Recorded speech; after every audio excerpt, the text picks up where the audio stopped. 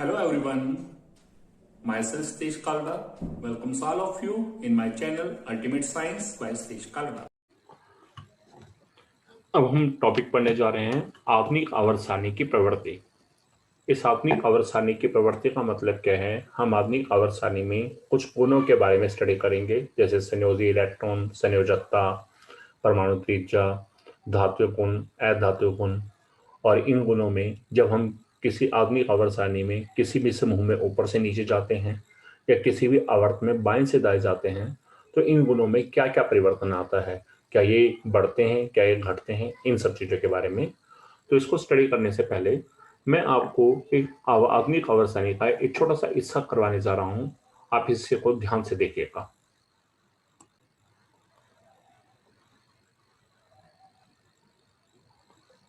अब आप देखिएगा, मैं यहाँ आधुनिक आवर्त सारणी को समझाने के लिए एक छोटा सा आवर्त सारणी का हिस्सा बनाने जा रहा हूं।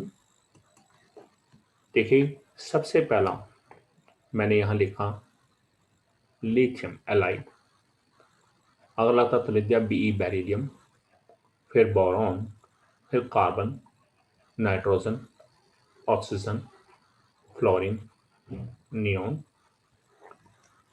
अब उसके बाद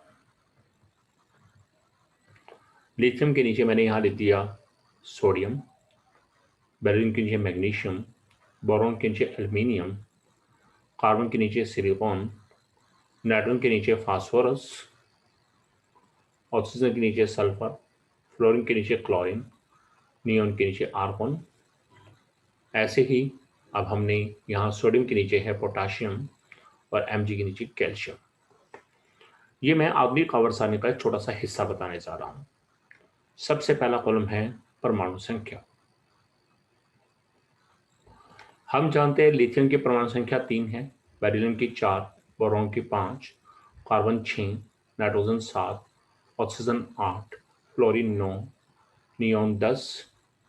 ऐसे ही यहाँ sodium 11, magnesium 12, aluminium 13, silicon 14, phosphorus 15, sulphur 16, chlorine 17, argon 18। इसी तरह पोटाशियम की 19, कैल्शियम की 20। अब हम जानते हैं किसी भी तत्व में परमाणु संख्या उसमें उपस्थित इलेक्ट्रॉनों के बराबर होती है। तो लिथियम की परमाणु संख्या 3 है, तो इलेक्ट्रॉन भी 3, बोरॉन बेरिलियम में 4, boron 5, carbon 6, nitrogen 7, oxygen 8, fluorine 9, neon 10। ऐसे ही यहाँ पर इलेक्ट्रॉन 11, 12, 13, 14, 15, 16, 17, 18। इसी तरह से इलेक्ट्रॉन 19, 20।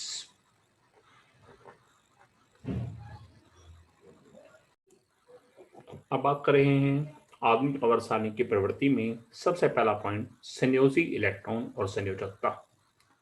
क्या होता है संयोजी इलेक्ट्रॉन, क्या है संयोजकता? किसी तत्व के परमाणु के बाह्य कोश में पाए जाने वाले इलेक्ट्रॉनों को संयोजी इलेक्ट्रॉन कहते हैं। अर्थात हमने क्या है, किसी भी तत्व की इलेक्ट्रॉनिक कॉन्फ़िगरेशन यानी कि इलेक्ट्रॉनिक विन्यास लिखेंगे और हम ये देखेंगे कि उसके बाह्य कोश में कितने इलेक्ट्रॉन हैं। तो बाह्य कोश में जितने इलेक्ट्रॉन होंगे उन्हें हम क्या बोलते हैं, संयोजी इलेक्ट्रॉन। और किसी भी तत्व की संयोजकता उस तत्व के संयोजी इलेक्ट्रॉनों की संख्या पर निर्भर करती है। अर्थात उस तत्व में जितने संयोजी इलेक्ट्रॉन होंगे संयोजकता उसी के हिसाब से निकाली जाएगी। अब संयोजकता निकालने के हमारे पास 2 नियम हैं। क्या क्या 2 नियम हैं, आप जरा देखिएगा। सबसे पहला पॉइंट, यदि किसी तत्व में संयोजी इलेक्ट्रॉन 4 या 4 से कम है तो उस तत्व की संयोजकता जो है वो संयोजी इलेक्ट्रॉनों की संख्या के बराबर होगी। मान लो कोई तत्व है उसमें संयोजी इलेक्ट्रॉन है 1, तो उस तत्व की संयोजकता भी क्या होगी, 1। 2 में भी सेम, 3 में भी सेम। यदि 4 भी है तो 4, यदि संयोजी इलेक्ट्रॉन 4 है तो संयोजकता क्या है, वो भी 4 होगी। सेकंड रूल, यदि संयोजी इलेक्ट्रॉनों की संख्या 4 से अधिक है तब उस तत्व की संयोजकता कैसे निकलेगी? तत्व की संयोजकता के लिए सूत्र होगा 8 माइनस संयोजी इलेक्ट्रॉनों की संख्या।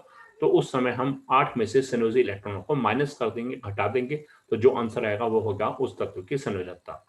इसे उदाहरण से आप देखिएगा। जैसे हम उदाहरण देख रहे हैं सोडियम Na, परमाणु संख्या 11 है। आप देख रहे हैं परमाणु संख्या 11, तो इलेक्ट्रॉन कितने होंगे? 11। इलेक्ट्रॉनिक विन्यास क्या होगा? 2 8 1। देख रहे हैं बाह्य कोश में कितने इलेक्ट्रॉन है? 1। तो इसका मतलब जो बाह्य कोश में इलेक्ट्रॉन है वो क्या होते हैं? संयोजी इलेक्ट्रॉन। इसका मतलब सोडियम में संयोजी इलेक्ट्रॉन कितने होंगे? 1। और मैंने आपको बताया संयोजकता के लिए क्या देखना है? संयोजी इलेक्ट्रॉन यदि 4 या 4 से कम है तो संयोजकता उसके बराबर है, तो इस तत्व की संयोजकता वो भी क्या होगी? 1। तो सोडियम की संयोजकता 1 है। अगला तत्व हमने लिया फ्लोरीन। फ्लोरीन की परमाणु संख्या 9 है। इलेक्ट्रॉन कितने हैं? 9। इलेक्ट्रॉन विन्यास क्या होगा? 2 7। तो बाह्य कोश में 7 इलेक्ट्रॉन है, तो संयोजी इलेक्ट्रॉन कितने होंगे? 7।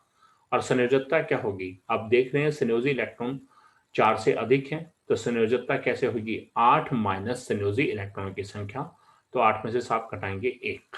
तो इस तरह से हम तत्व के अंदर संयोजी इलेक्ट्रॉन और संयोजकता निकाल सकते हैं। यहाँ एक चीज ध्यान दीजिएगा, जैसे मैंने देखा Na की लेफ्ट साइड बाईं तरफ में नीचे की तरफ 11 लिखा है, तो जो नीचे की तरफ अक्षर होता है वो बताता है परमाणु संख्या को।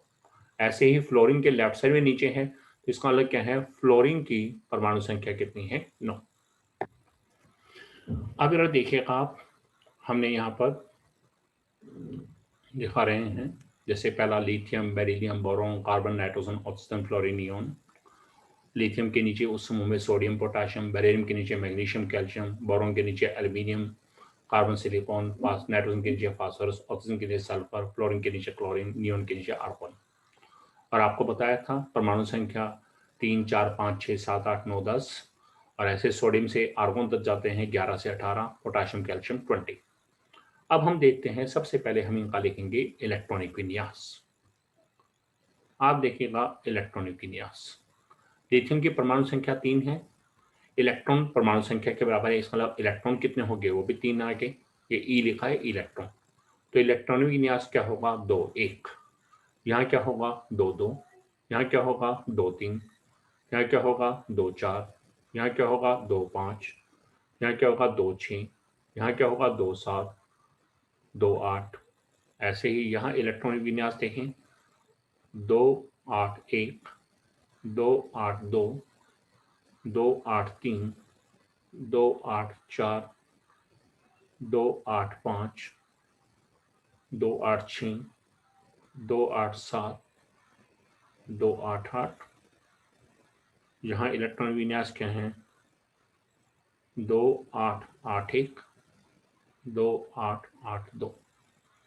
इस प्रकार से ये इनका इलेक्ट्रॉनिक विन्यास है। अब हम बात करते हैं संयोजी इलेक्ट्रॉन। हम जानते हैं किसी भी तत्व के बाह्य कोश में जो इलेक्ट्रॉन है उन्हें क्या बोलते हैं? संयोजी इलेक्ट्रॉन। तो लिथियम के बाह्य कोश में 1 इलेक्ट्रॉन है, आप देख रहे हैं, तो इसमें संयोजी इलेक्ट्रॉन कितना हुआ? 1। इसमें 2, बोरॉन में 3, और कार्बन में 4, नाइट्रोजन में 5, ऑक्सीजन में 6, फ्लोरीन में 7, नियोन में 8। इसी तरह से यहाँ हमने देखा संयोजी इलेक्ट्रॉन, सोडियम में 1, मैग्नीशियम में 2, एल्यूमिनियम में 3, सिलिकॉन में 4, फास्फोरस में 5, सल्फर में 6, क्लोरीन में 7, और आर्गन में 8। इसी तरह हमने यहाँ देखा संयोजी इलेक्ट्रॉन, इसमें 1, इसमें 2। तो आपने क्या देखा कि जब हम किसी आधुनिक आवर्त में किसी भी समूह में, ये क्या है हमारे पास समूह, किसी समूह में ऊपर से नीचे जा रहे हैं, तो संयोजी इलेक्ट्रॉन यहाँ भी 1, यहाँ भी 1, यहाँ भी 1, लिथियम में 1, सोडियम में 1, पोटाशियम में 1। ऐसी तरह से बेरिलियम में 2, मैग्नीशियम में 2, कैल्शियम में 2। अर्थात संयोजी इलेक्ट्रॉनों की संख्या क्या है? वो समान रहेगी। जब हम आधुनिक आवर्त सारणी में किसी भी समूह में ऊपर से नीचे जाते हैं तो संयोजी इलेक्ट्रॉन की संख्या बिल्कुल समान रहती है, अर्थात हर तत्व में संयोजी इलेक्ट्रॉन की संख्या बराबर रहती है। अब बात आती है किसी आधुनिक आवर्त सारणी में बाएं से दाएं जाने पर, यानी कि किसी आवर्त में मूव करने पर। पहले हम बात कर रहे थे समूह में। जब हम आधुनिक आवर्त सारणी में किसी भी आवर्त में बाएं से दाएं जाते हैं तो आप देखिएगा पहले पर संयोजी इलेक्ट्रॉन 1, फिर 2, फिर 3, फिर 4, फिर 5, फिर 6, फिर 7, फिर 8। अर्थात संयोजी इलेक्ट्रॉन की संख्या लगातार 1 से लेकर 8 तक बढ़ती है। आप कहीं भी देखिए, पहले आवर्त में देखिए, दूसरे में, तीसरे में, कहीं भी देखें 1 से लेकर 8 तक लगातार बढ़ती है। तो हम बताएंगे कि आधुनिक आवर्त सारणी में जब भी हम किसी समूह में ऊपर से नीचे जाते हैं तो संयोजी इलेक्ट्रॉन की संख्या हमेशा समान रहेगी, लेकिन उस तत्व की वहां पर तत्वों की संयोजकता 1 से लेकर 8 तक लगातार बढ़ती है। अब हम बात करते हैं संयोजकता की। तो आप देखिएगा, हम जानते हैं यदि संयोजी इलेक्ट्रॉन 1 से लेकर 4 तक हैं तो संयोजकता उनके बराबर है, लेकिन यदि 4 से अधिक है तो 8 में से संयोजी इलेक्ट्रॉन घटाने हैं। तो आपने देखा लिथियम में संयोजी इलेक्ट्रॉन 1 है तो संयोजकता 1, बेरिलियम में 2 तो संयोजकता 2, बोरॉन में 3 तो संयोजकता 3, कार्बन में संयोजी इलेक्ट्रॉन 4 तो संयोजकता 4, नाइट्रोजन में संयोजी इलेक्ट्रॉन 5। अब 4 से अधिक है तो 8 माइनस 5 क्या आएगा, 3। ऐसे ही ऑक्सीजन में 6 है तो 8 माइनस 6 2, 8 माइनस 7 1, 8 माइनस 8 0। अब यदि हम यहाँ देखें, ऐसे ही सेम हम देख रहे हैं सोडियम से लेके आर्गोन तक। तो सोडियम में संयोजकता 1, मैग्नीशियम में 2, एल्युमिनियम में 3, सिलिकॉन में 4, फास्फोरस में 5, फास्फोरस में 8 माइनस 5 बराबर में 3, सल्फर में 8 माइनस 6 बराबर में 2, फ्लोरीन में 8 माइनस 7 बराबर में 1, और अगर 8 माइनस 8 बराबर में 0। और इसी तरह हम यहाँ देखें संयोजकता की बात, संयोजकता यहाँ 1 और यह 2। तो आपने क्या देखा, जब भी हम आणविक आवर्त सारणी में किसी भी समूह में ऊपर से नीचे जाते हैं तो आप देखिएगा यहाँ भी संयोजकता कितनी है, 1। सोडियम में भी संयोजकता कितनी है, 1। लिथियम में 1, सोडियम में 1, और इसी तरह पोटाशियम में 1। तो संयोजकता क्या है, वो भी बराबर रहेगी। जब हम आणविक आवर्त सारणी में किसी भी समूह में ऊपर से नीचे जाएंगे तो तत्वों की संयोजकता एक समान रहती है। अब हम बात करते हैं यहाँ पर हमारे पास आवर्त में, किसी आणविक आवर्त सारणी में किसी आवर्त में बाएं से दाएं जाने पर, मान लो हम इसकी बात कर रहे हैं, इस आवर्त की जो सोडियम से लेके आर्गन तक जाना, तो यहाँ सोडियम की संयोजकता 1, मैग्नीशियम की 2, एल्युमिनियम की 3, सिलिकॉन की 4, फास्फोरस की 3, सल्फर की 2, क्लोरीन की 1 और आर्गन की 0। तो हमने क्या देखा, आणविक आवर्त सारणी में किसी आवर्त में बाएं से दाएं जाने पर संयोजकता शुरू में 1 से लेकर 4 तक बढ़ती है और उसके बाद 3 से लेकर 0 तक घटती है, लेकिन समूह में संयोजकता समान रहती है। तो यह हमारे पास है संयोजी इलेक्ट्रॉनों और संयोजकता में क्या बदलाव होगा हमारे पास आणविक आवर्त सारणी में। अब हम देख रहे हैं कि आणविक आवर्त सारणी में किसी समूह में ऊपर से नीचे जाने पर संयोजी इलेक्ट्रॉन की संख्या बराबर रहती है, इसलिए तत्वों की संयोजकता भी बराबर रहती है। और आणविक आवर्त सारणी में किसी आवर्त में बाएं से दाएं जाने पर संयोजी इलेक्ट्रॉन की संख्या लगातार बढ़ती है, परंतु तत्वों की संयोजकता शुरू में 1 से 4 तक बढ़ती है और उसके बाद 3 से 0 तक घटती रहती है। अब हम, ये था हमारे पास पहला गुण, क्या था हमारे पास, संयोजी इलेक्ट्रॉन और संयोजकता। अब हम बात करके चल रहे हैं परमाणु साइज या परमाणु त्रिज्या। क्या होता है परमाणु साइज या क्या होता है परमाणु त्रिज्या, ध्यान से देखिएगा। हम जानते हैं कोई भी तत्व है उसके सेंटर में क्या है, नाभिक है।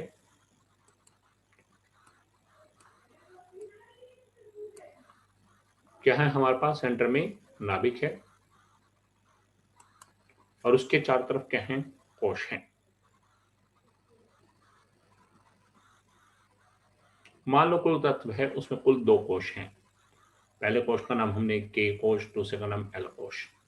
तो हमें क्या देखना है, किसी तत्व के परमाणु के नाभिक की केंद्र और ये बाह्य कोश है, इनके बीच की दूरी, इस दूरी को हम क्या बोलते हैं, परमाणु त्रिज्या। क्या बोलते हैं इसे, परमाणु त्रिज्या। तो क्या है परमाणु त्रिज्या, किसी तत्व के परमाणु के नाभिक के केंद्र से बाह्यतम कोश के बीच की दूरी को परमाणु त्रिज्या कहते हैं। अब आणविक आवर्त सारणी में किसी समूह से में ऊपर से नीचे जाने पर परमाणु त्रिज्या में क्या बदलाव होगा, और आणविक आवर्त सारणी में किसी आवर्त में बाएं से दाएं जाने पर परमाणु त्रिज्या में क्या बदलाव होगा, इसे हम उस टेबल से देखते हैं। पहले आप देखिएगा, आणविक आवर्त सारणी में किसी समूह में ऊपर से नीचे जाने पर परमाणु त्रिज्या में बदलाव। जब हम किसी समूह में ऊपर से नीचे की ओर जाते हैं तब कोशों की संख्या बढ़ती है, और जैसे जैसे कोशों की संख्या बढ़ेगी तो परमाणु के नाभिक के केंद्र और बाह्यतम कोश के बीच की दूरी लगातार बढ़ती है, अर्थात परमाणु त्रिज्या बढ़ती है। और आधुनिक आवर्त सारणी में किसी आवर्त में बाएं से दाएं जाने पर परमाणु त्रिज्या में बदलाव।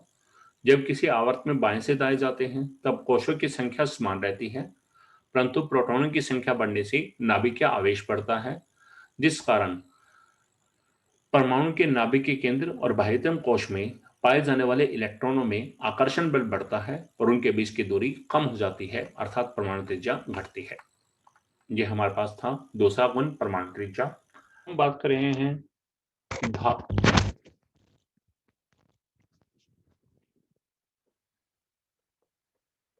अब हम बात कर रहे हैं धात्विक और अधात्विक गुण।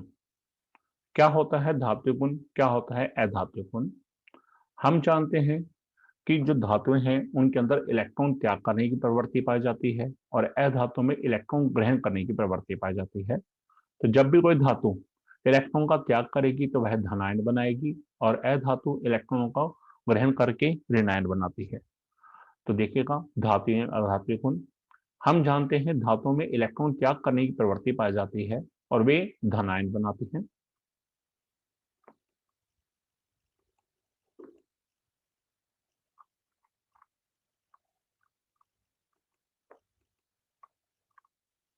धातुओं के इस गुण को विद्युत धनात्मकता कहते हैं और अधातु में इलेक्ट्रॉन ग्रहण करने की प्रवृत्ति पाई जाती है और वे ऋण आयन बनाती हैं। अधातु के इस गुण को विद्युत ऋणात्मकता कहते हैं। अब जरा देखिएगा कि यह किस पर निर्भर करती है। धात्विक जो हमारे पास है, धात्विक गुण जो है वह परमाणु त्रिज्या के अनुक्रमानुपाती है। जब धात्विक गुण के सामने ही हमने परमाणु त्रिज्या लिखा है तो इन्हें हम क्या बोलते हैं, अनुक्रमानुपाती। इसका मतलब परमाणु त्रिज्या यदि बढ़ेगी, अनुक्रमानुपाती मतलब अनुकरण करना, तो यदि परमाणु त्रिज्या बढ़ेगी तो धात्विक गुण भी बढ़ेगा, परमाणु त्रिज्या घटेगी तो धात्विक गुण घटेगा। और अधात्विक गुण परमाणु त्रिज्या के व्युत्क्रमानुपाती है। जब हम एक बटा करके लिखते हैं तो उसे बोलते हैं व्युत्क्रमानुपाती। तो अधात्विक गुण परमाणु त्रिज्या के उल्टा चलेगा। तो याद रखिएगा, धात्विक गुण परमाणु त्रिज्या के अनुसार चलेगा और अधात्विक गुण परमाणु त्रिज्या के उल्टा चलेगा। तो देखिएगा बदलाव की बात है।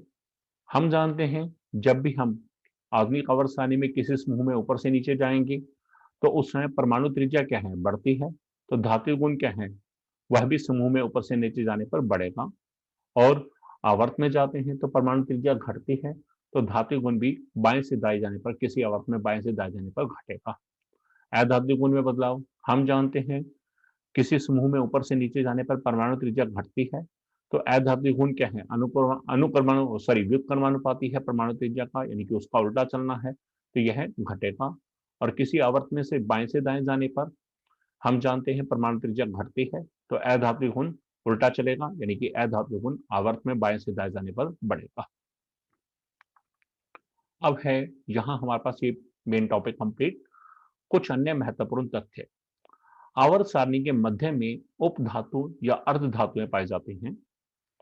हम जानते हैं आवर्त सारणी के, यदि हम पूरी आवर्त सारणी देखें कुल 18 समूह है, तो स्टार्टिंग के अंदर हमारे पास धातुएं होंगी और लास्ट में क्या है, हमारे पास वहां अधातु होंगी 15, 16, 17, 18 ग्रुप्स में, यानी कि समूह में। और बीच में कहीं कहीं पर क्या होंगी, अर्धधातु या उपधातु पाई जाती हैं। आवर्त सारणी के मध्य में उपधातु या अर्धधातु पाई जाती हैं।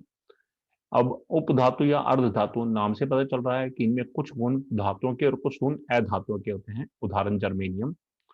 अगला देखिए, धातु ऑक्साइड प्राय क्षारीय प्रकृति के होते हैं। जितनी भी धातु हैं उनके ऑक्साइड कैसे होंगे, क्षारीय प्रकृति के, अर्थात उनमें क्षारक जैसे गुण होंगे और वो लाल लिटमस को नीला करते हैं, उदाहरण Na2O सोडियम ऑक्साइड। अधातु ऑक्साइड प्राय अम्लीय प्रकृति के होते हैं, अर्थात उनमें अम्ल जैसे गुण होंगे, वो नीले लिटमस को लाल करेंगे, उदाहरण देखिए CO2 carbon dioxide gas. Hope you learned a lot from my video. If you like my video, then you can share, comment my video and subscribe my channel Ultimate Science by Steve Kalda.